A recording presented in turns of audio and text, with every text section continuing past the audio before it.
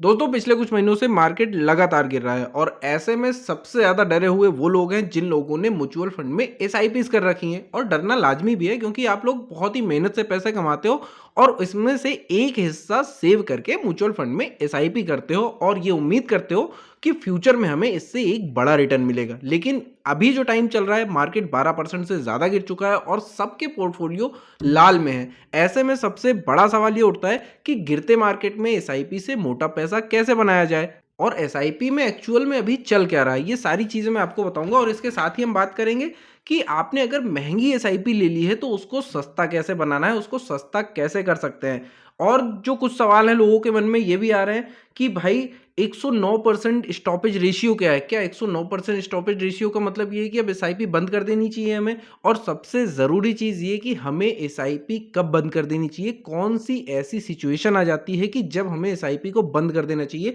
ये सारी चीज़ें समझाऊंगा आपको बिल्कुल आसान भाषा में जो हर किसी को समझ में आ जाएगी।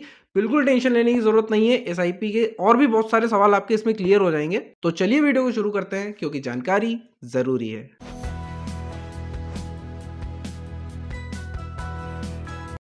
सबसे पहले आप ये चार्ट देखिए। इस चार्ट में ये दिखाया गया है कि एसआईपी में लोगों ने कब कब कितना कितना पैसा इन्वेस्ट किया है। इसमें 2016 से लेके 2025 तक का डेटा है। और 2016-17 में आप देखिए मार्च के महीने में इसमें मंथ भी दिया हुआ है कि साल के 12 महीने में अलग अलग मंथ के हिसाब से इन्वेस्टमेंट दिया हुआ है। तो 2016-17 फाइनेंशियल ईयर में मार्च के महीने में 4,335 करोड़ की एसआईपी हुई थी। इतने पैसे लोगों ने इन्वेस्ट किए थे और उसके बाद हर साल हर महीने ये बढ़ा हुआ है। और 2024 में 19,271 करोड़, सोचिए 4,000 करोड़ और 2024 में 19,000 करोड़। जनवरी के महीने में अगर देख लेते हैं अभी, तो जनवरी के महीने में 2016-17 में 4,000 करोड़ आया था और अभी 26,000 करोड़ आया था जनवरी के महीने में पिछले। तो यानी कि हर साल ये डेटा बढ़ा ही हुआ है, ये कम नहीं हुआ है। लोग इस पर ज़्यादा भरोसा जता रहे हैं और जाहिर सी बात है कि लोगों को फायदा हो रहा है तभी और लोग इसमें इन्वेस्ट कर रहे हैं, नहीं तो हर साल ये हर महीने बढ़ नहीं रहा होता। ऐसे ही आप जितने भी डेटा देखेंगे ये सारी चीज़ें इसमें हर महीने बढ़ता हुआ है, हर महीने हर साल ये डेटा बढ़ता हुआ है। आप इसको जूम करके देख सकते हैं या फिर गूगल पे जाके इसको सर्च भी कर सकते हैं। लेकिन फिर ऐसा क्या हुआ, हर महीने लोग ज़्यादा इन्वेस्ट कर रहे हैं तो फिर लोग क्यों डरे हुए हैं, लोगों ने अपनी एसआईपी बंद करना क्यों शुरू कर दी। अभी इस नरेन ने भी स्टेटमेंट दिया कि भाई मिड कैप स्मॉल कैप वाले अपनी एसआईपी को बंद कर दें। इसके बाद क्या हो ये भी डेटा अपन देख लेते हैं। आप ये देखिए कि एसआईपी का जो रिटर्न है पिछले महीने अगर आप जनवरी 2025 का देखेंगे तो कितने लोगों ने बंद किया, कितने लोगों ने खोला। और जो 109% स्टॉपेज रेशियो की बात मैं कर रहा था, 109% स्टॉपेज रेशियो का मतलब ये है कि 100 लोगों ने अगर एसआईपी की तो 109 लोगों ने बंद कर दी। अब ये कैसे हुआ कि जो पहले से कर रहे हैं उन्होंने मार्केट गिरता हुआ देखा, उन्होंने अपनी एसआईपी बंद करके पैसे निकाल लिए, लेकिन 100 लोगों ने किया भी है। लेकिन बंद करने वाले को रेशियो ज़्यादा हो गया है। तो देखिए कितना ज़्यादा हुआ है, ये एग्जैक्ट डेटा मैं आपको देता हूँ।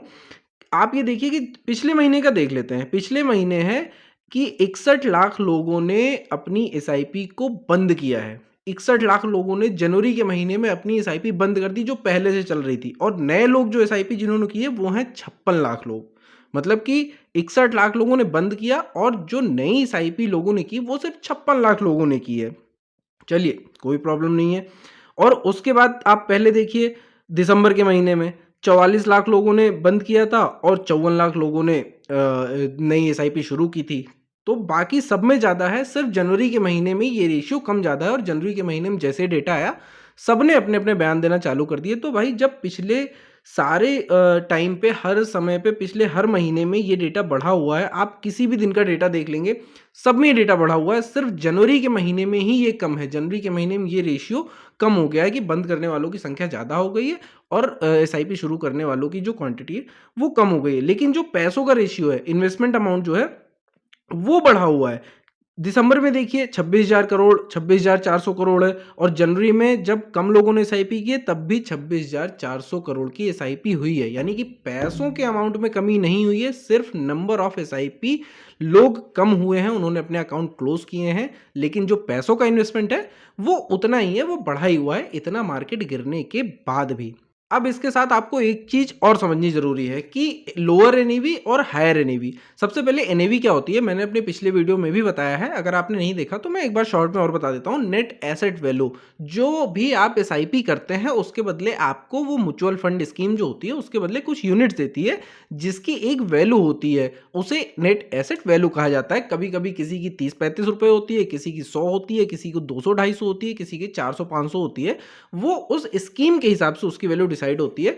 तो मान लीजिए कि अगर आपने किसी म्यूचुअल फंड में एसआईपी कर रखी है और उसकी जो एनएवी है वो 100 रुपए है और आपने अभी उसको 100 रुपए में खरीद लिया है और उसके बाद मार्केट गिर गई है, आप तो डर गए कि आपका जो पोर्टफोलियो है वो लाल हो गया है, अब तो एनएवी गिर गई है। तो ऐसे में टेंशन लेने की जरूरत नहीं है। जब वो 90 रुपए या 80 रुपए में अभी आ गई है, 10% 15% गिर के 80-85 रुपए में आ गई है, या मार्केट 20-30% गिर गया है, तब उस टाइम पे जब आप उसको खरीदते हैं लोअर एनएवी पे, तो हायर एनएवी और लोअर एनएवी पास में आ जाता है, यानी कि उसको कहते हैं एवरेजिंग। एवरेजिंग का फॉर्मूला आप समझते हैं, मैं आपको एवरेजिंग करके दिखाता हूं कि कैसे जब आप लोअर और हायर एनएवी को परचेज करते हैं तो आपका जो एनएवी है वो कम हो जाता है और वो कम हो जाता है। जाहिर सी बात है कि अपने एनएवी को अगर आप कम करेंगे, जितने कम पे खरीदेंगे, जब वो ग्रो करेगा तो उतनी ही ज्यादा रिटर्न आपको मिलने वाला है। अब मान लीजिए कि आपने पिछले साल एसआईपी शुरू की थी और जो आपने एसआईपी ली थी उसकी जो यूनिट थी, आपने मान लीजिए 10 यूनिट खरीदी और उसका प्राइस उस टाइम एनएवी, जिसे मैं नेट एसेट वैल्यू, वो 100 रुपए थी। तो आपने 10 यूनिट्स खरीदी 100 रुपए इन्वेस्ट करके, और उसके बाद आज मार्केट जब गिर चुका है, तो मान लीजिए मार्केट गिर के आ चुका है 90 रुपए में, फिर आपने 10 यूनिट फिर से खरीदी जिसका प्राइस 10% प्राइस गिरने के बाद 90 रुपए हो चुका है। तो जब इसको हम कैलकुलेट करेंगे तो इसका एवरेज प्राइस आ जाएगा 95 रुपए। अब आप सोचिए कि आपने पिछली जो एनएवी थी वो 100 में खरीदी थी, अभी 90 में खरीदी तो 95 पे आ गई, यानी कि 5 रुपए और कम हो गई है। तो जब ये 95 के ऊपर बढ़ेगा तो वो प्रॉफिट आपका 95 से कैलकुलेट होगा। अब मान लीजिए कि इसका प्राइस मार्केट 30-40% गिर गया और आपको मिल रहा है ये 60 रुपए में, 40% मार्केट गिर गई है, उसके बाद ये आपको 60 रुपए में मिल रहा है, तब इसकी एवरेज कैलकुलेट करते हैं, तब इसका एवरेज प्राइस आ जाएगा आपका 80 रुपए। सोचिए तब आपकी एनएवी जो है वो 80 में आ जाएगी। तो जब मार्केट गिरा हुआ रहता है तब हमारे पास ये चांस होता है अपनी एनएवी को कम करने का, अपनी जो एसआईपी की वैल्यू है, अपनी एसआईपी जो हमने कर रखी है ना, उसके प्राइस को कम करने का। और जब हम लोअर प्राइस पर खरीदेंगे, जब वो हायर जाएगा तो प्रॉफिट देके ही जाएगा, क्योंकि सिंपल सा फंडा है स्टॉक मार्केट का कि सस्ते में खरीदो और महंगे में बेचो, तभी प्रॉफिट होने वाला है। लेकिन एक चीज साफ है कि मार्केट गिरा हुआ है तो उस टाइम पे हमें और यूनिट्स खरीदनी चाहिए, जिससे हमारे पास ढेर सारी यूनिट्स हो जाएंगी। लेकिन आपका म्यूचुअल फंड सही होना चाहिए, आपने सही म्यूचुअल फंड सिलेक्ट किया है या नहीं किया है, ये जानना बहुत ज़रूरी है। ये भी मैं आपको आगे बताऊंगा कि कैसे सही म्यूचुअल फंड सिलेक्ट करते हैं। इसको एक और तरीके से मैं आपको समझाता हूँ, इससे आपको ज़्यादा समझ में आएगा। जब आप चार्ट देखेंगे तो बहुत ज़्यादा कोई टफ नहीं है, बिल्कुल आसान सी चीज़ समझाऊंगी, क्योंकि जो लोग एसआईपी करते हैं ना, उनको ज़्यादा इधर उधर के डेटा से मतलब नहीं होता है, उनको सीधी चीज़ समझ में आती है। तो आपको बिल्कुल सिंपल चीज़ समझाता हूँ मैं आपको। ये मैंने ले लिया निफ्टी स्मॉल कैप 50 का इंडेक्स चार्ट है। आपने इसमें इन्वेस्ट किया है नहीं किया है इस बात से कोई फर्क नहीं पड़ता, कहीं ना कहीं आपने तो एसआईपी की होगी। ये सिर्फ मैंने एग्जांपल के लिए लिया है, आपको इसमें जाके इन्वेस्ट नहीं करना है। जहां भी आपने इन्वेस्ट किया है उससे आप कंपेयर कर लीजिएगा। सिर्फ ये एजुकेशन पर्पस के लिए है, तो आप इसको सिर्फ एज अ एजुकेशनल पर्पस लीजिएगा, सीखने के लिए। फॉर एग्जाम्पल मैंने इसको लिया है।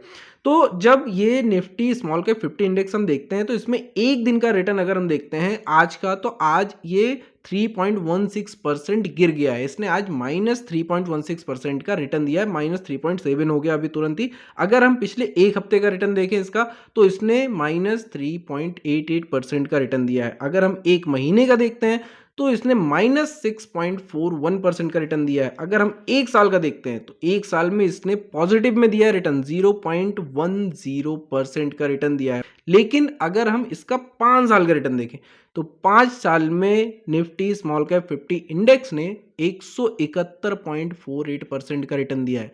सोचिए 5 साल में 171% का रिटर्न दिया है।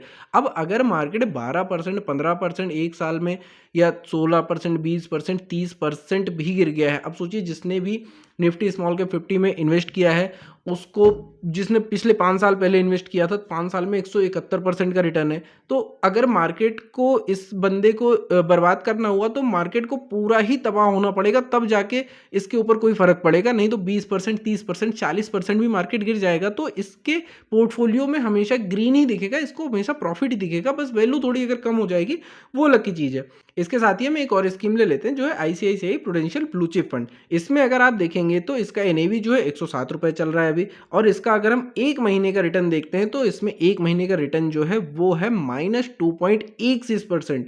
और अगर हम इसका 6 महीने का रिटर्न देखते हैं तो पिछले 6 महीने में इसने -10% का रिटर्न दिया है। सोचिए, ये म्यूचुअल फंड की है। अभी मैं आपको निफ्टी स्मॉल कैप 50 का इंडेक्स का दिखा रहा था, ये मैंने एक म्यूचुअल फंड लिया है और ये सिर्फ मैंने एग्जांपल के लिए लिया है। ये आईसीआईसीआई ब्लू चिप फंड है। अब अगर इसमें हम एक साल का रिटर्न देखते हैं तो एक साल में इसने 5% का रिटर्न दिया है प्लस में। सोचिए, अगर पिछले 6 महीने में जब मार्केट गिर रहा है तो इसने -10% का दिया है, लेकिन जिन्होंने एक साल पहले से इन्वेस्ट कर रखा है वो अभी भी 5% प्लस में चल रहे हैं। अगर हम 3 साल का रिटर्न देखते हैं तो 3 साल में इसने 16% का रिटर्न दिया है इस म्यूचुअल फंड ने। और अगर हम 5 साल का रिटर्न देखते हैं तो 5 साल में इसने 19% का रिटर्न दिया है। सोचिए, जिनकी एसआईपी 5 साल पहले से चल रही हैं वो अभी भी प्रॉफिट में ही है इतना मार्केट गिरने के बाद। तो इन लोगों को कोई टेंशन नहीं है। टेंशन में वही लोग हैं जिन्होंने 4-5-6 महीने पहले से एसआईपी शुरू की है, 7-8 महीने पहले से एसआईपी शुरू की है, जिन्होंने अगर एक साल पहले भी एसआईपी शुरू की है और उन्होंने ये फंड चुना हुआ है। मैं ये फंड चुनने के लिए बिल्कुल नहीं कह रहा हूँ। फंड को कैसे सिलेक्ट करना है ये मैं आगे बताऊंगा आपको। तो चलिए अब ये भी देख लेते हैं कि म्यूचुअल फंड को सिलेक्ट कैसे करना है, सही म्यूचुअल फंड को सिलेक्ट कैसे करना है। एक्चुअली इसके पहले मैं आपको एक चीज़ समझाना चाहता हूँ, आप उसको ध्यान से समझिए कि जो भी कोई म्यूचुअल फंड होता है ना, उसका एक बेंचमार्क होता है। बेंचमार्क जैसे कि निफ्टी 50 हो सकता है, निफ्टी 100 हो सकता है, निफ्टी 150 हो सकता है, या फिर निफ्टी 250 हो सकता है, निफ्टी 500 ट्राई हो सकता है। तो इसके अलग अलग बेंचमार्क हैं कि जिस म्यूचुअल फंड में आपने पैसा इन्वेस्ट किया है, आपको ये समझना, ये रिसर्च करना बहुत ही इंपॉर्टेंट है कि वो म्यूचुअल फंड हाउस जो है वो आपके पैसे को कहाँ पर इन्वेस्ट कर रहा है, उसका बेंचमार्क क्या है, और उसके बेंचमार्क से उसको कंपेयर करना बहुत ज़रूरी है। जैसे कि फॉर एग्जांपल हमने निफ्टी 50 बेंचमार्क ले लिया, एक बेंचमार्क है। निफ्टी 50 में टॉप 50 की कंपनियां होती हैं, इंडिया की टॉप 50 कंपनीज होती हैं। अब कोई म्यूचुअल फंड आया, वो किसी भी कंपनी का हो, चाहे आईसीआईसीआई हो, चाहे टाटा हो, एसबीआई हो, एक्सिस हो, कोई भी हो, वो आएगा, वो बोलेगा भैया हम निफ्टी 50 के बेंचमार्क पे म्यूचुअल फंड बना रहे हैं। तो वो क्या करेगा, वो भी इसी कंपनीज में इन्वेस्ट करेगा। अब निफ्टी 50 वालों ने क्या किया हुआ है कि निफ्टी 50 में 50 कंपनीज हैं। जब आप निफ्टी 50 में इन्वेस्ट करते हैं तो उसमें 50 कंपनियों में क्या होता है, किसी एक कंपनी में आप मान लीजिए 1 नंबर की कंपनी है, उसमें 2% का आपका फंड एलोकेशन है। दूसरे नंबर की जो कंपनी है उसमें 1% का एलोकेशन है। तीसरे नंबर की जो उसमें 12% का एलोकेशन है। हो सकता है तीसरी अच्छी कंपनी हो, निफ्टी 50 वाले जो फंड मैनेजर्स हैं उनको लगता है कि ये कंपनी ज़्यादा अच्छी है, इसमें मुझे ज़्यादा पैसा इन्वेस्ट करने चाहिए, तो उसमें 12% कर देते हैं। 5वें नंबर की जो कंपनी है उसमें लगता है कि यार ये कंपनी बहुत ज़्यादा परफॉर्म नहीं करेगी, तो इसमें 0.5% ही इन्वेस्ट करेंगे। 8वें नंबर की जो कंपनी है उन्हें लगता है ये बहुत ज़्यादा परफॉर्म करेगी, तो उसमें 20-21% इन्वेस्ट कर देते हैं।